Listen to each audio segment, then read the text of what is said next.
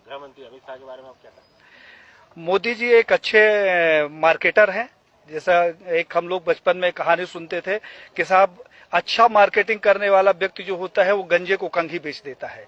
तो मोदी जी ने इस कहावत को चरितार्थ किया है। उन्होंने एक गंजा साथ में रखा है और कंघी अपने हाथ में रखी है। उसके सर पे कंघी फेरते हैं और पूरे भारत को बता देते हैं, देखा अमित शाह की कितनी बढ़िया पार्टी पड़ी हुई है। इन दोनों ने हिंदुत्व को लेकर अभी धारा 370 का मैटर हुआ। साहब धारा 370 के मैटर में सबसे ज्यादा अगर किसी ने तारीफ की तो हिंदू महासभा ने की। जो मुकदमे न्यायालय के द्वारा होते हैं जैसे राम जन्मभूमि, तो साहब जब न्यायालय के द्वारा हो गया तो इसका क्रेडिट मैं नहीं चाहता कि बीजेपी के पास जाए, क्योंकि बीजेपी का इसमें कोई योगदान नहीं है।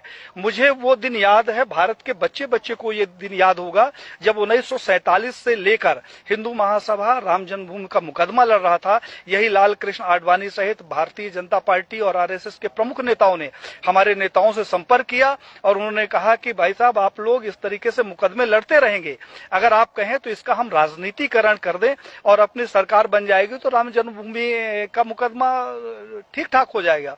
और साहब हम लोग साइलेंट हो गए, अपनी छाती में इनको बैठाकर पूरे भारत में रथ यात्रा निकाली और उस रथ यात्रा से इकट्ठा हुए 1400 करोड़ रुपए ये लोग डकार गए, जिसका आज हिसाब नहीं है।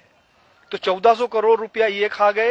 हिंदुत्व के नाम पर जो भी प्रखर नेता आगे आता है, कहने के लिए थोड़ा सा बुरी बात है लेकिन कहना जरूरी है, अशोक सिंघल जी को मैंने पत्र लिखा। हमने कहा 1400 करोड़ रुपया जो राम जन्मभूमि का इकट्ठा हुआ कहां गया। अशोक सिंघल जी से हमारा बड़ा आत्मिक लगाव था। उन्होंने उसका जवाब दिया और मुझे फोन किया कि पांडे साहब मैं अयोध्या जा रहा हूं, आप आ जाओ, आपसे कुछ बात करना है। मैं जब अयोध्या गया तो एक गले में वो पीला टॉवल रखते थे, उन्होंने जो शिला रखी हुई थी उसकी धूल झाड़नी शुरू कर दी। हमने कहा कि ये क्या कर रहे हो। बोला पांडे जी मेरा अंतिम सपना है कि किसी तरीके से मेरे जिंदा रहते ही ये मंदिर का निर्माण हो जाए। साहब उन्होंने हमारी उनकी काफी गंभीर चर्चा हुई। उन्होंने कहा पांडे जी अभी नहीं तो कभी नहीं। तो हमने कहा क्या करोगे, आप लड़ तो सकते नहीं। बोले कि अब मोदी है और लड़ूंगा भी और विरोध भी करूंगा। और साहब अशोक सिंघल जी एक स्वस्थ व्यक्ति जिसके साथ हमने 2 दिन बिताया, वो दिल्ली जाता है और अचानक उसकी मौत हो जाती है। प्रवीण भाई तोगड़िया जिसके पास जेड कैटेगरी की सुरक्षा हो, जो पेशाब करने बाथरूम में जाता है तो पहले बाथरूम चेक होता है और वो रोड के किनारे लावारिस पड़ा मिले, उसकी सिक्योरिटी का पता नहीं और उसका पता नहीं। कमलेश तिवारी जिसकी सिक्योरिटी के लिए 24 गार्ड नियुक्त थे, हमारे पास उसके पत्र है साहब, और उस आदमी की हत्या हो जाती है और हत्या का कारण सिर्फ ये होता है कि उसकी सुरक्षा में कमी कर दी जाती है। तो बीजेपी के समय में मैंने ये देखा कि जितने हिंदूवादी प्रखर नेता हुए हैं उनकी एक एक करके हत्या कर दी गई। अभी 2 तारीख को हमारे पास लखनऊ से फोन आया, हिंडोला थाना कोई पड़ता है। उन्होंने कहा हिंडोला थाना से बोल रहा हूं पांडे साहब, गृह मंत्रालय से पत्र आया कि आपकी जान को खतरा है।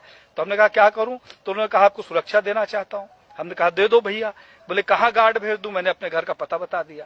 तो साहब उन्होंने कहा कि मैं वहां नहीं दे सकता हूं, मैं लखनऊ में सुरक्षा दूंगा। मैं रहता मध्य प्रदेश में हूं, पूरे भारत को मालूम है। आईबी रिपोर्टिंग साहब हमारे घर की है और सुरक्षा लेने के लिए मैं जाके थाने में बैठूं कि मैं मर न जाऊं इसलिए थाने में रहूं। इस तरीके का जो इनका दोहरा चरित्र है वो अब हिंदुत्व के लिए हमें लगा कि एक खतरे के रूप में सामने आ रहा है। उस खतरे से इस देश को बचाने के लिए हम लोगों ने एक मुहिम चलाई है जिसमें साधु संतों सहित देश के युवाओं का भरपूर सहयोग मिल रहा है और ये अभियान अब रुकने वाला नहीं है।